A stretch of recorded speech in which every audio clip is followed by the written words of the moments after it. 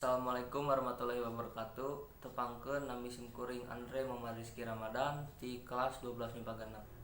Dia simkuring bade baris mitoankeun monolog anu judulna Rama ti Denny Apajar. Ngaran kuring Rama, ngan sakitu-kituna eueuh papanjangna. Kuring teu nyaho naon pangna kuring diaranan Rama. Kuring ge mah protes beda ngaran kuring lain Obama atau Lionel Messi. Sabab cek kuring ngaran alus mah aya mangpaatna lamun kalakuan mahiwal jeung papalimpang tina bebeneran. Kuring oge mau protes peda batu sok nyarebut gelo ka kuring. Padahal cek rasa waras kuring teh. Cek kuring jejeg kuring teh. Batur wae sok nyebut otak miring atawa kurang saeunan ka kuring. Padahal kuring mah ajeg teu miring teu sing. Padahal cek kuring loba nu leuwih gelo tibatan kuring. Anu gelo mah tuh sok malingan duit nagara, nu gelo mah tuh anu resep ngagasap harta jeung ngarebut hak rakyat. Nu gelo mah tuh pamimpin anu norek tara ngadenge rakyat, anu ngajerit teu bisa dahar. Nu gelo mah tuh pamimpin nu teu bisa mimpin.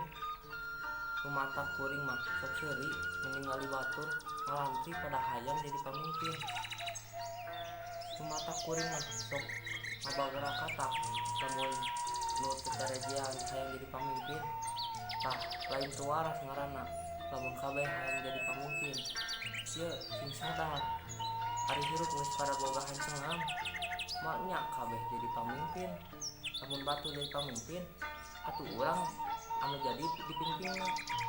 Kapan salat ge aya imam, aya anu jadi makmumna.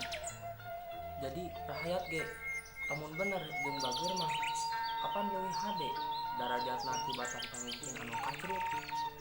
Sabab jadi pamimpin teh lain gawe enteng. Kuring mah teu hayang jadi pamimpin, mending kieu hirup bebas eueuh ngatur, eueuh nyarek.